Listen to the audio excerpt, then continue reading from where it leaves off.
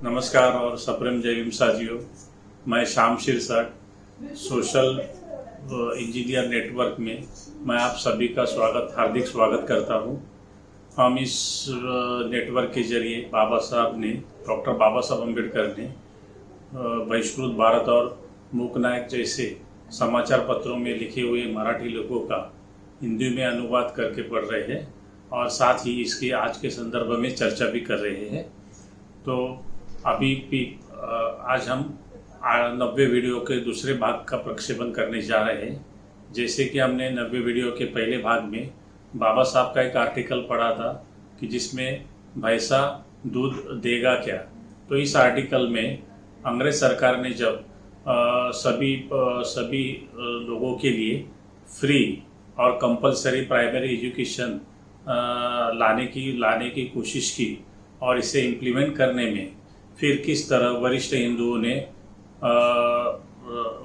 हिंदुओं ने खास तौर में पुणे शहर में लोकमान्य तिलक के नेतृत्व में लोगों ने विरोध किया। इसका चित्रण बाबा साहब ने अपने इस लेख में किया है। साथ ही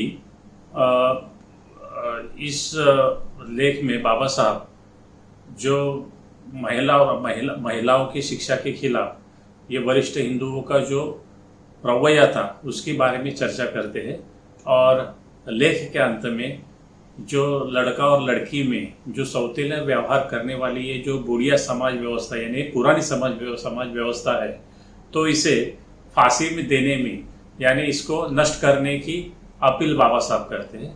तो ये काफ़ी इंटरेस्टिंग आर्टिकल है। हमारे 100 साल के पहले जो भारत हिंदुस्तान की स्थिति जिसमें बहिष्कृत और महिलाओं के साथ किस तरह सौतेला व्यवहार हो रहा था, इसका अच्छी तरह मार्मिक बाबा साहब ने चित्रण किया है। तो आज अभी 90 वीडियो के दूसरे भाग में इस लेख को आज के संदर्भ में देखेंगे। तो हिंदू धर्म में शूद्रों और अतिशूद्रों और महिलाओं की हीन स्थिति का कारण उन्हें शिक्षा के अधिकारों से वंचित रखना, यह जानकर महात्मा फुले और उनकी सुविद्य पत्नी सावित्रीबाई ने 1848 में पुणे में महिलाओं के लिए और 1851 यानी 1851 में अस्पृश्यों के लिए शिक्षा के स्कूल खोले। उन्होंने लड़कियों के लिए कुल 28 स्कूल खोले थे। महिलाओं के लिए शिक्षा देने के अलावा बलात्कार पीड़ित महिलाओं के लिए उन्होंने बाल हत्या प्रतिबंधक गृह की स्थापना की थी। साथ ही सती प्रथा, बाल विवाह और विधवा विवाह पर पाबंदी जैसी कुप्रथा के विरुद्ध भी उन्होंने अपना कार्य किया। इतना ही नहीं, 1882 में भारतीय शिक्षा के विषय में गठित हंटर कमीशन के सामने अस्पृश्य और महिलाओं के लिए प्राथमिक शिक्षा मुफ्त और अनिवार्य करने की मांग ज्योतिराव फुले ने की थी। लेकिन उन दिनों महिलाओं के लिए शिक्षा और अस्पृश्यों की वकालत करना इतना आसान नहीं था, क्योंकि महाराष्ट्र में खासतौर लोकमान्य तिलक के नेतृत्व में बाकी कांग्रेसियों ने राष्ट्रीयता की क्षति का हवाला देते हुए यानी राष्ट्र का नुकसान होगा इसका हवाला देते हुए लड़कियों और गैर ब्राह्मणों के लिए स्कूल खोलने के लिए विरोध किया था। दोस्तों, यह एक विरोधाभास है कि समाज को शिक्षित बनाने के लिए न्यू इंग्लिश स्कूल और फर्ग्यूसन कॉलेज की स्थापना करने वाले लोकमान्य तिलक अस्पृश्य और महिलाओं की शिक्षा के प्रति उदासीन थे। 1890 में महात्मा फुले के निधन के बाद यह सामाजिक सुधार धीमे हो गए, लेकिन 1910 में कांग्रेस के नेमस्थ नेता गोपाल कृष्ण गोखले ने सभी के लिए प्राथमिक शिक्षा यानी प्राइमरी एजुकेशन अनिवार्य करने का प्रस्ताव अंग्रेज सरकार के पास रखा था। लेकिन फिर भी कांग्रेस के वरिष्ठ हिंदू और अंग्रेज सरकार की उदासी के कारण यह कानून 1917 में पारित हुआ। यह लेख अस्पृश्य और महिलाओं को प्राथमिक शिक्षा देने में वरिष्ठ हिंदुओं का विरोध और स्वराज्यवादी केसरी अखबार किस तरह उन्हें समर्थन दे रहा था इस संबंधी है। पिछले कई लेखों में कांग्रेस के ब्राह्मण किस तरह स्वराज्य के नाम पर गैर ब्राह्मणों और अस्पृश्यों को गुमराह कर रहे थे, यह हमने देखा। यह लेख भी इसकी उत्तम मिसाल है। अंग्रेजों के खिलाफ आम जनता में असंतोष फैलाने के लिए उनकी समस्याओं के प्रति सहानुभूति प्रकट करना और जब वह समस्याएं सुलझाने की शक्ति हाथ में आने पर उससे मुकर जाना, यह दोगली नीति इस लेख में भी हम देख रहे हैं। लेकिन अब बहिष्कृतों को शिक्षा के अधिकारों से वंचित रखना आसान नहीं, यह जानकर प्राथमिक शिक्षा के अमल पर रोक लगाने के लिए अलग अलग तरीकों को अपनाया गया। कभी निगम के पास पैसे नहीं है तो कभी नए स्कूलों के बदले वर्तमान स्कूलों की स्थिति सुधारने के सुझाव भी केसरी ने दिए। लेकिन जब बहिष्कृतों की नज़रों में आज तक वसुदेव बने इन वरिष्ठ हिंदुओं को कंस होने का एहसास दिखाई दिया, तब उन्होंने बहिष्कृतों की जगह लड़कियों की शिक्षा के खिलाफ आवाज देना शुरू किया। हिंदू धर्म में आधी जनसंख्या वाली महिलाओं की स्थिति बहिष्कृतों की तरह ही बदतर थी। उन्हें सभी धार्मिक और सामाजिक अधिकारों से वंचित रखा गया था। हिंदू धर्म में देवी का दर्जा मिले महिलाओं की वास्तविकता में कुछ भी न देने की नीति इस लेख में भी दिखती है। महिलाओं के लिए मतदान के अधिकार मांगने वाले राष्ट्रभक्त समय आने पर उन्हें शिक्षा के अधिकार भी देने को तैयार नहीं, यह बात इस लेख से उजागर हो रही है। इसके समर्थन में लोगों के ऊपर करों का बोझ बढ़ने का यानी टैक्स का बोझ बढ़ने का भी डर दिखाया गया। दोस्तों, पूना तो लोकमान्य तिलक का मुख्य कार्यक्षेत्र था। कांग्रेस के एक प्रमुख राष्ट्रीय नेता होने के कारण उन्हें पूरे देश में सम्मान मिल रहा था। तो क्या पूना नगर परिषद यानी पुणे म्युनिसिपल कॉरपोरेशन के लोग उनकी बात नहीं मानते थे? लेकिन जब निगम के 22 सदस्यों में से 16 सदस्यों ने लड़कियों की शिक्षा के खिलाफ मतदान किया तो उसके दो अर्थ निकलते हैं। पहले अर्थ में निगम के सदस्यों पर लोकमान्य तिलक का कोई प्रभाव नहीं था और दूसरे अर्थ में महिलाओं की शिक्षा के खिलाफ लोकमान्य तिलक का उन्हें समर्थन था। पहली बात तो नामुमकिन है, तो जाहिर है कि लोकमान्य तिलक का महिलाओं के सुधार के प्रति प्रतिगामी दृष्टिकोण दिख रहा था। उन सदस्यों को समझाने के बजाय महिलाओं के मतदाताओं के पास जाने की यानी चुनाव की सिफारिश लोकमान्य तिलक ने अपने केसरी अखबार में की थी। फिर यह सवाल उठता है कि क्यों ब्राह्मण बहिष्कृत और महिलाओं की शिक्षा के विरुद्ध थी। उनका कारण है कि अस्पृश्य और महिलाएं हिंदू धर्म के खोखले रीति रिवाज और हास्यास्पद संस्कारों के सबसे बड़े भाग थे। अगर उन्हें शिक्षा के अधिकार मिलते तो ब्राह्मणों की धार्मिक प्रभुत्व की नींव कमजोर हो जाती थी और इसलिए आज भी इन लोगों को, बहुजन लोगों को अलग अलग धार्मिक संस्कारों में उलझाया गया है। अभी हाल ही में हुआ वट पूर्णिमा का व्रत जो हिंदुओं का त्योहार है, जिसे शादीशुदा महिलाएं अपनी पति की सेहत और लंबी उम्र के लिए करती है। इस दिन शादीशुदा महिलाएं व्रत रखती है और हाथ में लाल धागा लेकर बरगद के पेड़ पर बांधते हुए 108 चक्कर लगाती है। इसे वट सावित्री भी कहा जाता है क्योंकि प्राचीन कथा में इस दिन सावित्री ने अपने पति सत्यवान के प्राण यमराज से वापस लेने में वह कामयाब हुई थी। आधुनिक समय में हमारी परंपराओं यानी इन त्योहारों को विज्ञान के ढांचे में प्रस्तुत करने की बड़ी होड़ लगी है, यानी बड़ी कंपटीशन लगी है। यह बरगद का पेड़ यानी जो बरगद का पेड़ है वह बाकी पेड़ों से अधिक मात्रा में ऑक्सीजन देता है और उनमें कुछ औषधि तत्व भी होते हैं। साथ ही यह त्योहार कुदरत के प्रति अपनी निष्ठा और ऋण जताने का जरिया है। इस तरह परंपराओं को विज्ञानवाद के पीछे छुपाकर महिलाओं का शोषण बड़ी कुशलता से किया जाता है। चलो मान लेते हैं कि यह त्योहार एक वैज्ञानिक तत्व है, लेकिन यह वैज्ञानिक निष्ठा सिर्फ शादीशुदा महिलाओं के पल्ले क्यों? क्या बच्चे, बूढ़े, पुरुष और महिलाएं साथ में मिलकर बरगद के चक्कर नहीं लगा सकते? और सिर्फ बरगद का ही पेड़ क्यों, बाकी पेड़ भी उपयुक्त तो होते हैं।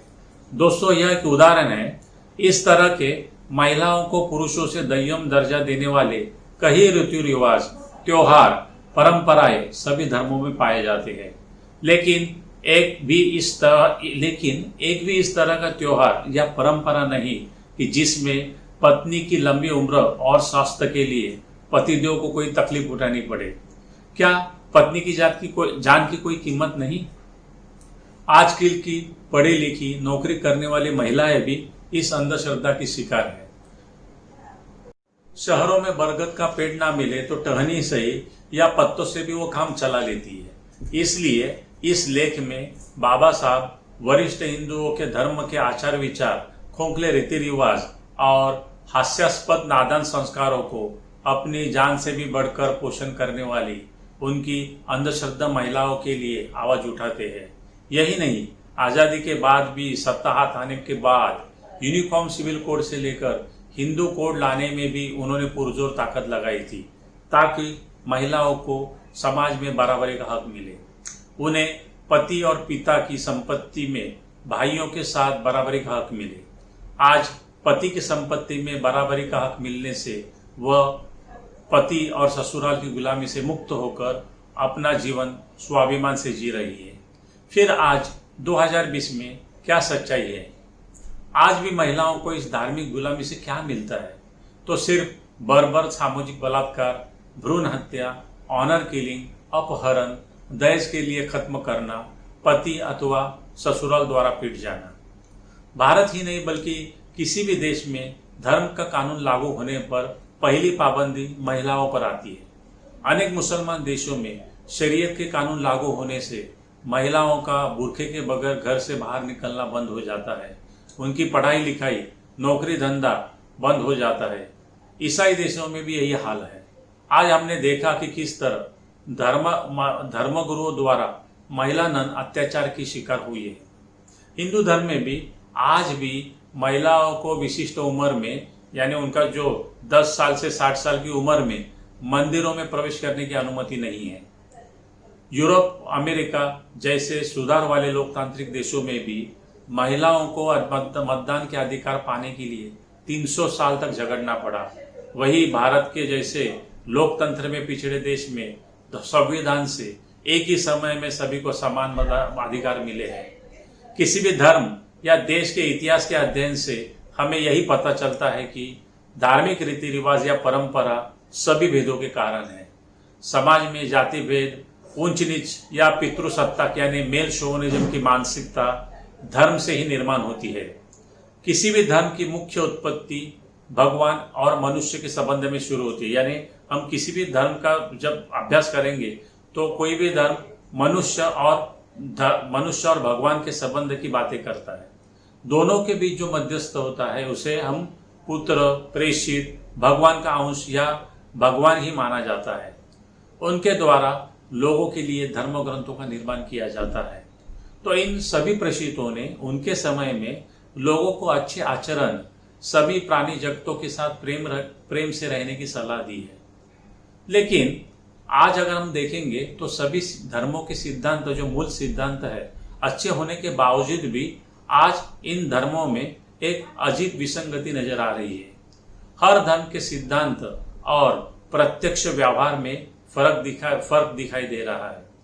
आज भले ही विज्ञान और तंत्र ज्ञान की प्रगति से लोग, समाज या देश आपस में जुड़े हैं, लेकिन साथ में रहकर भी लोगों में अपने धर्मों के प्रति कर्मकता और कर्मकांडों को बढ़ते देखने को मिल रहा है।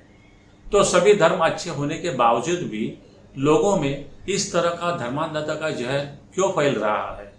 आज कोरोना के पूरे विश्व प्रकोप से सभी भगवान, धर्म ग्रंथ और उनके प्रति श्रद्धाएं नाकाम हो चुकी है और इंसानियत, भाईचारा सामने आ रहा है।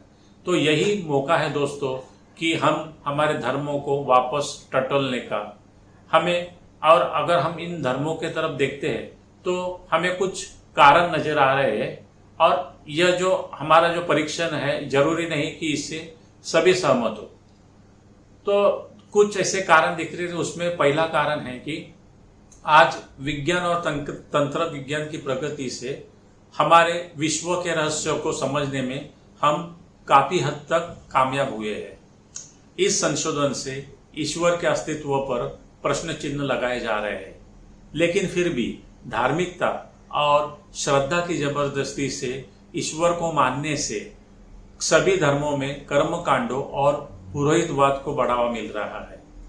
ईश्वर के अस्तित्व पर प्रश्न चिन्ह से किसी भी धर्म में जो पहले मनुष्य और ईश्वर का एक दूसरे से संबंध था, तो ये जो मूल सिद्धांत था, इसकी अभी नींव खोखली नजर आ रही है। ईश्वर का डर ना होने से व्यवहार में दाम्भिकता यानी हिपोक्रेसी बढ़ गई है।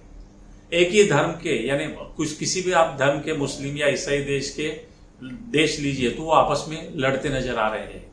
सभी में ईश्वर का अंश मानने वाला हिंदू धर्म आज भी हजारों जातियों में उच्च नीचता के भाव से विभाजित है।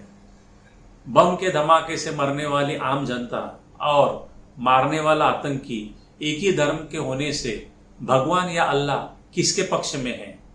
आज अमेरिका में वंशवाद से हत्या होने वाला जॉर्ज फ्लॉयड और उसे मारने वाला गोरा पुलिस अधिकारी एक ही ईसाई धर्म के हैं, फिर गॉड किसके पक्ष में है? इसलिए धर्म की इस नींव की धर्म की जो नींव है मनुष्य और भगवान के जो संबंध है, तो ये जो धर्म की नींव है इसे बदल कर ये जो मूल सिद्धांत अभी बदलना पड़ेगा और उसके जगह पे एक मनुष्य का दूसरे मनुष्य या एक मनुष्य का अपने पर्यावरण या कुदरत के साथ का संबंध, यह अभी मूल सिद्धांत होना चाहिए। धर्म में ईश्वर को नहीं मनुष्य और नैतिकता को प्राथमिकता मिलना चाहिए। यानी अभी धर्म में ईश्वर सेंट्रल पोजीशन पे नहीं होना चाहिए, तो सेंट्रल पोजीशन में क्या होना चाहिए? मनुष्य होना चाहिए और उसके साथ में उसका जो कैरेक्टर है नैतिकता मॉरलिटी यह होनी चाहिए। अभी हमें दूसरा कारण यह प्रतीत हो रहा है कि सभी धर्मों की स्थापना आज से 1,500-2,000 साल पहले हुई है। उस वक्त धर्म संस्थापकों के विचार और उद्देश्य तत्कालीन समय में यानी जिस वक्त उन्होंने धर्म की स्थापना की तो उस समय वो उचित थे, लेकिन आज 2000 साल के बाद परिस्थितियों में या हमारे जो आजू बाजू की जो स्थिति है, हमारे जो नॉलेज है उसमें काफी बदलाव आया है और इस वजह से आज सभी धर्म और उनके धर्म ग्रंथों की आज के समय के अनुकूल चिकित्सा होनी चाहिए। तीसरा कारण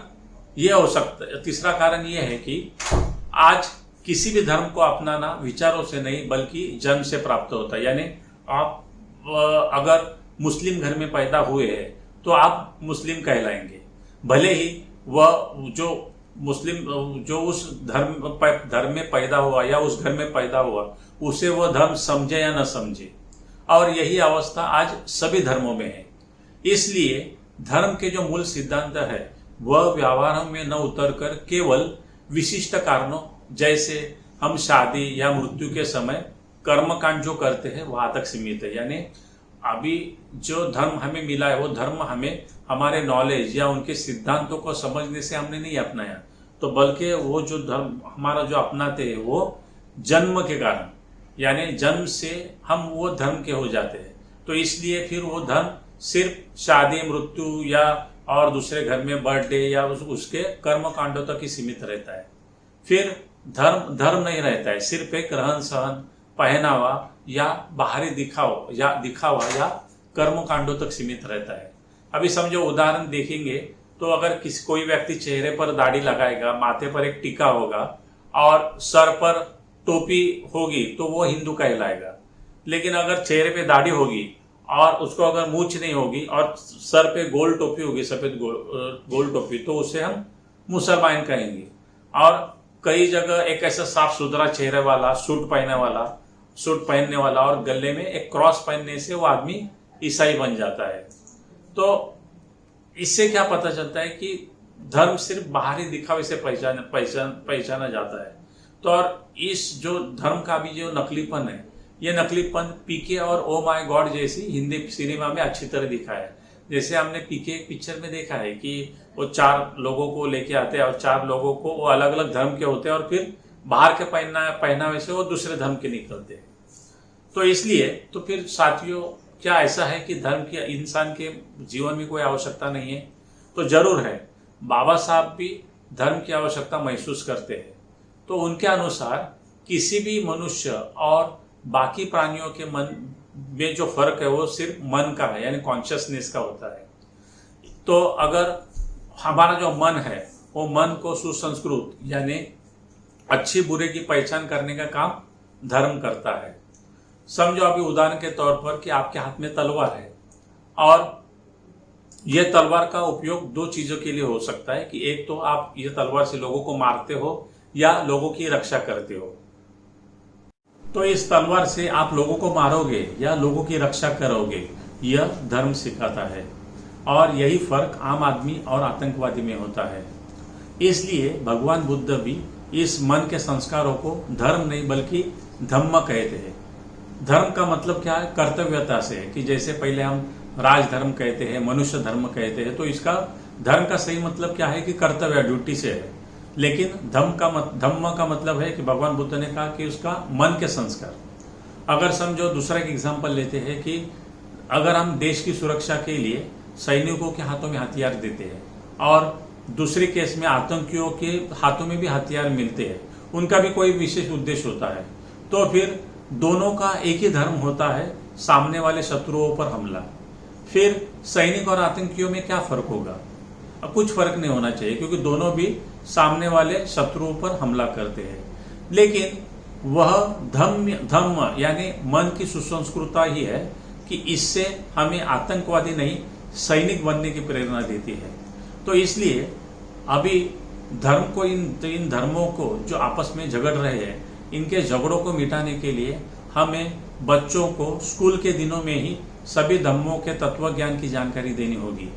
अगर सही में वह सभी धर्मों के पीछे धम्मों को समझेंगे, यानी मन की सुसंस्कृतता को समझेंगे, तो फिर किसी भी घर में आप देखोगे तो किसी भी घर में बाप मुसलमान हो सकता है तो माँ हिंदू हो सकती है, बेटा ईसाई हो सकता है या बेटी बौद्ध भी हो सकती है।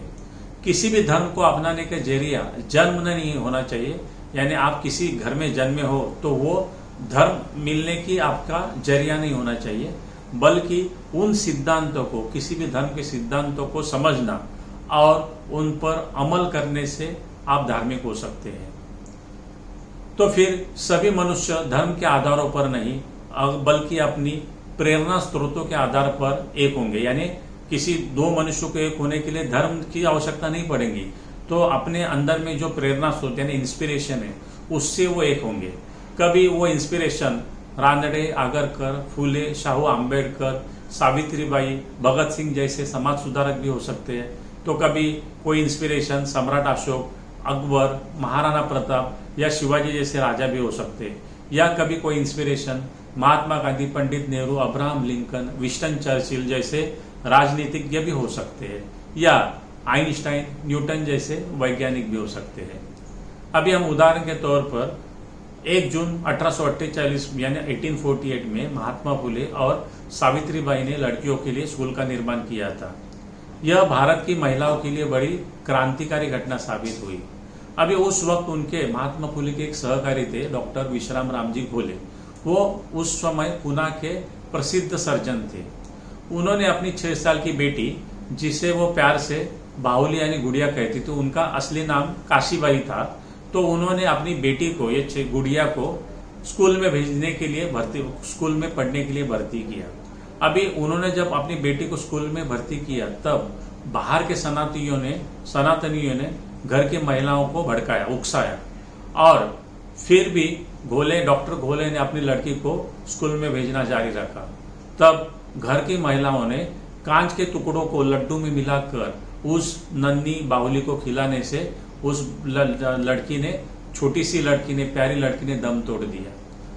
उस डॉक्टर घोले ने तब भी रुके नहीं। उन्होंने अपनी बेटी की याद में एक पानी का हौद यानी कुआं निर्माण किया, जो आज भी बाहुली का हौद के नाम से पुणे में पहचाना जाता है। इसलिए आज हम यह नहीं भूलना चाहिए कि सावित्रीबाई के त्याग और बाहुली के बलिदान से आज की महिलाएं ऊंचाई के मकाम पर पहुंची है।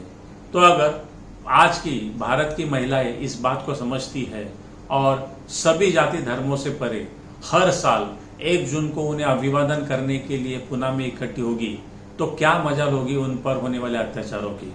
तो दोस्तों, आज हम इस चर्चा को यही समाप्त करते हैं। यह चर्चा आपको कैसी लगी, इसके बारे में आप अपनी राय या प्रतिक्रिया जरूर लिखिए। साथ में इन वीडियो को सब्सक्राइब करिए और अपनी प्रतिक्रियाओं के साथ ज़्यादा से ज़्यादा लोगों तक पहुंचाइए। यही हम आपसे विनंती करते हैं। शुक्रिया, धन्यवाद एंड गुड नाइट एंड जय भीम दोस्तों।